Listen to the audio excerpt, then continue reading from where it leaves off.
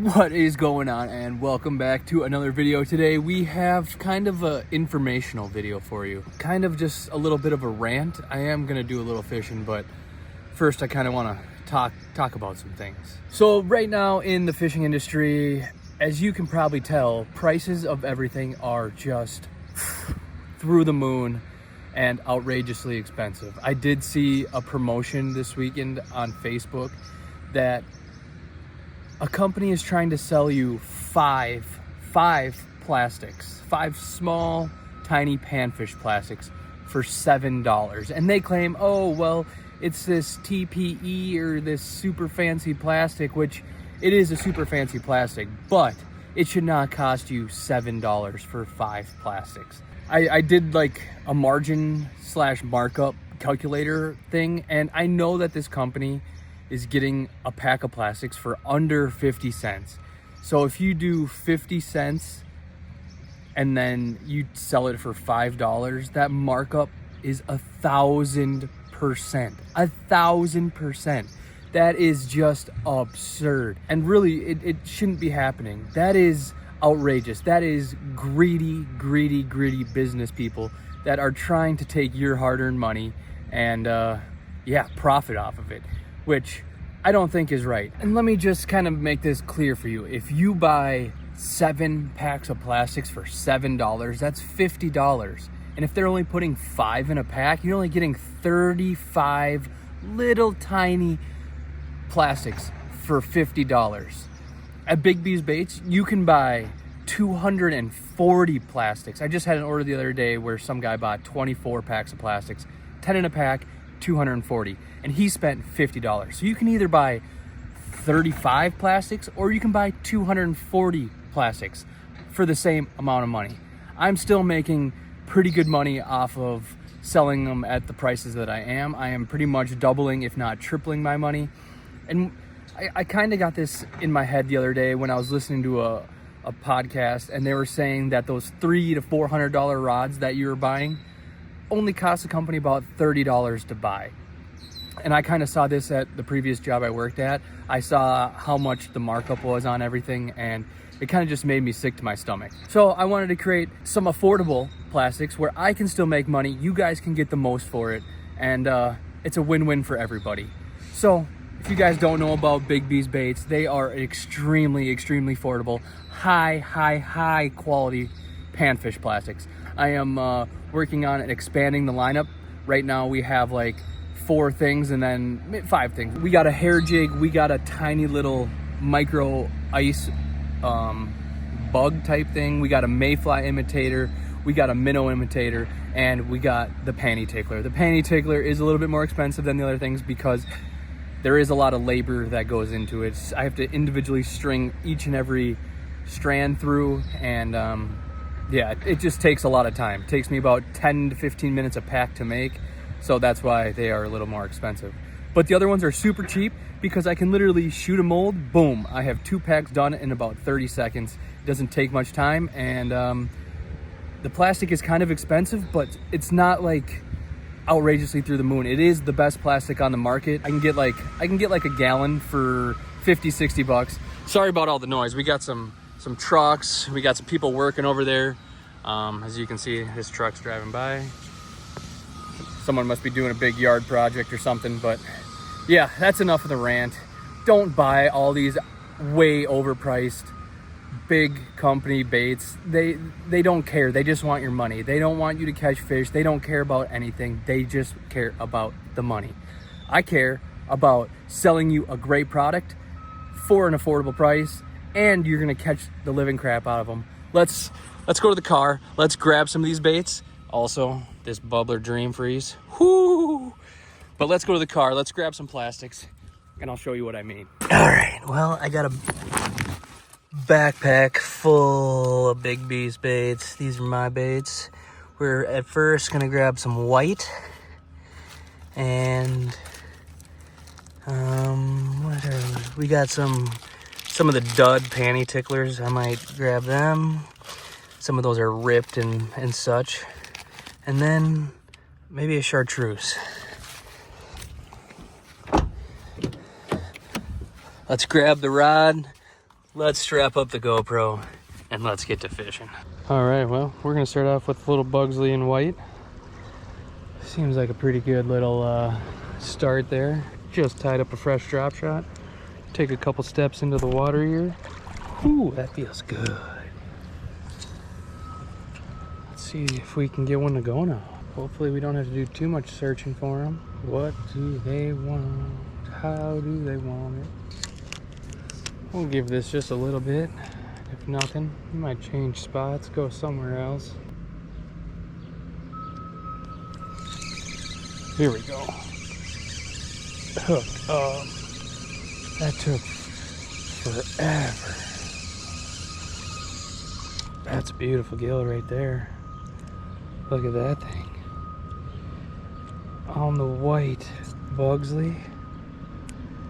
Let's get him unhooked here. Yeah. Bingo. Beautiful gill. Oops. And I dropped him. Okay, well, he's gone. Let's get right back out there. Hopefully I fired him up. That took me quite a while. They don't want to just sit in like they did the last couple times I've been here. That was kind of a slow reel pop almost. Okay, well, where was that? Right about over there. All right, 10 minutes it took. Holy cow. I don't know if I can get here in first, second, third cast. Oh, I pulled it right off his mouth. Okay, I think I got him fired up now. They're ready to eat. No. Way hooked. Hey. There we go, hooked up again. I was gonna say, there's not a chance that there's no fish here. That was a fast bugger. On the white Bugsley again. Look at that. Oop. Bingo, baby. We got him dialed now. Only took about 45-50 minutes to find him. But just another gorgeous one. Alright. I used to be just a giant bobber fan, but ever since I started drop shotting for bluegills, holy cow, is it the best tactic. Keeps the bait in the strike zone the longest. It's just hard to beat. When they hit it, they ain't scared. There we go, there's another one. Alright, we got him fired up. Don't go underneath that pontoon, don't go underneath that pontoon. He's trying to go underneath the pontoon. Just another dandy. How did I hook you in the eye, buddy? I'm sorry. Oop, I was gonna show you him, but there we go. So it should be pretty instant, and it was. Feels like a good one. Oh yeah, decent tree. Just a beauty right there. Heck yeah, super green. They're eating the Bugsley. Bada bing, bada boom. Get them unhooked. I mean, just a perfect eater if we were eating. But I don't really keep fish in the summertime. I don't really keep fish in general. I know a lot of you guys have been asking for catch and cooks, and maybe one of these days I will, but I'm not a big fan of keeping and cleaning. I like to protect the fish that live in our lakes. If everyone else is keeping, it kind of makes it hard for a lake to do good. So I try to catch as many as I can and get them all back into the lake, especially the super big ones. They deserve to live another day. They made it that long. Let's let them repopulate. I don't know where these waves are coming from. I haven't seen a boat come by, and all of a sudden these freaking waves are just blasting. But yeah, back to big corporations stealing your money. All these baits are made in the US. not shipped over from China or Japan or Ukraine or any foreign country. Made right here in Minnesota. Check them out, bigbeesbaits.com. We do have only a few patterns, but we're looking to expand. If you guys want to leave a comment on what your favorite bluegill, crappie, perch plastic is, I'm kind of looking for something new. Kind of want to get an idea of what to kind of look for. I don't want to come out with a bait that's not going to work, you know. That's the reason why I picked the ones I did. I got the minnow profile, I got the mayfly profile, I got a little like bug type thing. So they're definitely proven fish catchers, proven fish catching colors, super affordable, great durability. I mean, as you can see, I've caught, I don't know, 4 or 5 so far on this one bait, and gonna catch a bunch more with this one bait. That's a nice thing too about this plastic is stretchy. It's not like super stretchy like that TPE or whatever, TEP, whatever it is, that Elastec technology plastic where you can stretch it 2 feet. But it's stretchy enough where if you get those pesky little bluegills nipping at the tail, it's not gonna rip or pull off or anything. Great durability. What do we got here? Look at this. Some sort of like bloodworm or something. I don't know what that is. Well, I fished for about 10 more minutes and not a whole lot more. I'm getting a couple little bites, so just little nippers, but I think those are like babies. We're gonna keep trying though, just in case. No. Oh, it felt like a good one. He hammered it.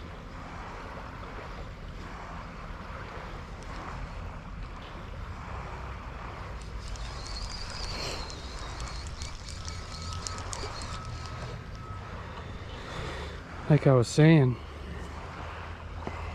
this plastic is pretty stretchy, so when you get those bluegills that just nip and nip and nip and nip, it's gonna hold up, it's gonna last. Durability is definitely there. It's a very flexy material compared to stretchy, I guess. Flex is a better word to use than stretch. All right, well, I think it might be getting a little hot. I kind of got to stay in the shade, and the shade is moving further and further away. My GoPro keeps turning off. Makes a really loud, annoying beep noise when it dies, and not a big fan. We might move spots, try to go somewhere tucked in the woods where we can stay in the shade. Kind of maybe blast a little AC on my GoPro so it cools down. That would be ideal, I guess, because I want to keep catching them for you. Just doing a little shore fishing, a little shore banging today. As you can see, we're just a couple steps into the water. Just throwing out a drop shot. Might have to go to a bobber, I guess. I don't know at this next spot. It might be a little deeper, might be 8 to 10 feet. Where currently I'm fishing about 3.5, 4. But I guess won't know until we get there. There we go, there's another one. That one took a while to get. Feels like a decent one too. Don't die, GoPro, don't die, GoPro, don't die. Yeah, just another pretty one. Look at the colors on this guy. Super green, super orange. On the Bugsley. Gosh, they love it. Not the biggest one in the world, but definitely fun. The tug is my drug. Beauty. Let them go, let them grow. Yeah, we're probably gonna just stay here though until my GoPro dies again. I did let it cool off. I got this little side port right here that I opened up. Hopefully that helps a little bit. But who knows? We'll go till it dies. Then we'll change spots. Which hopefully we can catch a couple more before that happens, but I guess you never know. There we go. Yep. No, get away from that pontoon. Get away from the pontoon. Oh, he's got me wrapped up in the pontoon. Light one, female. Look at that. Good old hen. All right. Go lay your eggs, baby. Let's populate this lake. That might be one of the first hens I've caught out here. I don't know how well you guys will be able to see in this water, but I'll try to show you a little underwater action.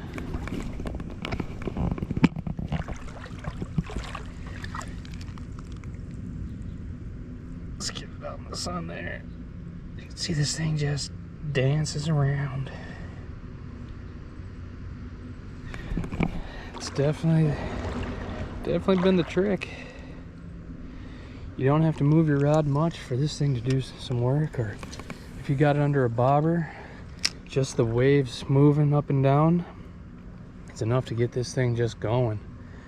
And the fish absolutely love it. All right, we're gonna back up into the shade again. Hopefully that helps keep it GoPro nice and cold. This whole overheating deal is kind of very irritating. I never had the problem with my older GoPro. I don't know if it's just a GoPro 11 type thing, or maybe I'll be able to just use this GoPro in the winter and maybe have to buy a different one for the summer. I've heard really good things about the DJI Action 4 and 5, so I might have to try that out. If any of you guys have the DJI Action 4 or 5, let me know what you think of it down below in the comments. I was really torn between getting the Action 4 and this GoPro 11 when I bought this one. Went with the GoPro because I've only ran GoPros before and that's kind of all I know. But it seemed like the Action 4 had some pretty good reviews. I just wanted to go with something I'm used to and went with the GoPro, and I'm kind of upset that I did, because this overheating thing is not ideal. Just another little guy. As I was talking there, we hooked up again. What's that, like fish number 6 on this bait? On this one bait. Can't be too mad about that. I am sorry again if you guys have made it this far that there's all this construction noise. There's a big project going on a couple 100 yards away, and they're pretty noisy this morning. Bugsley, it is the perfect mayfly bug imitator. And a 10 pack for $2.19. I mean, come on. Buy yourself freaking 24 packs and you 50 bucks, 240 plastics. Name another company that you can do that with. I'll wait.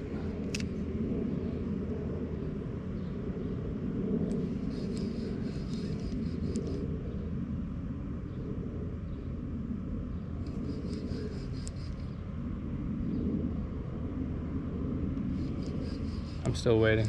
Can you name it?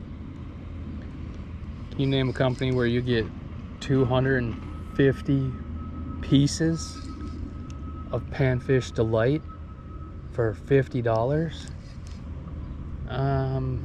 Yeah, I still can't. Well, look at this.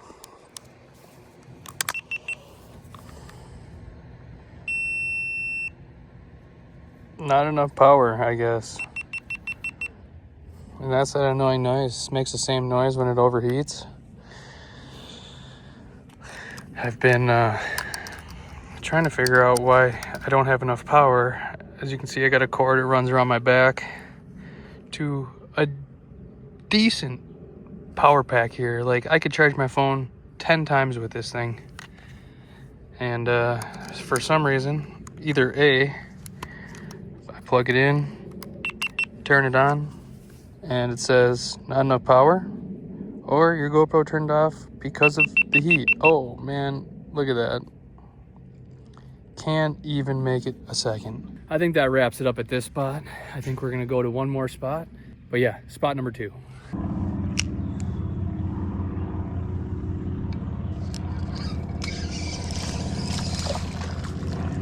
Ooh. I just saw a couple swimming by shore here. And threw in the old panty tickler, and that didn't take long. Look at that. Green pumpkin, black, panty tickler to the dome. It's a pretty good one. Pretty fish. All right.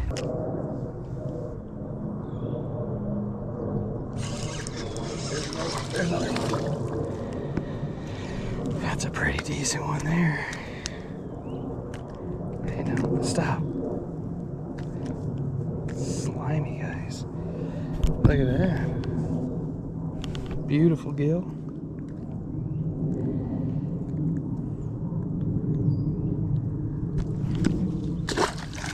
Get them back in the water.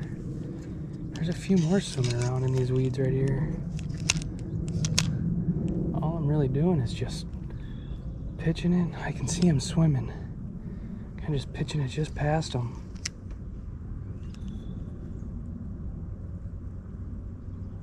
And I'm watching them come over to it.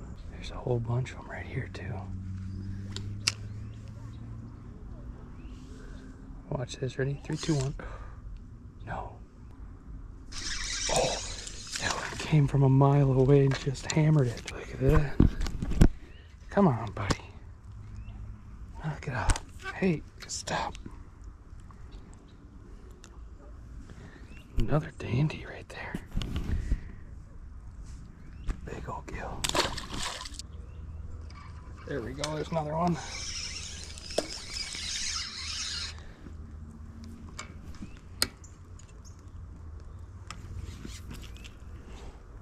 On the chartreuse.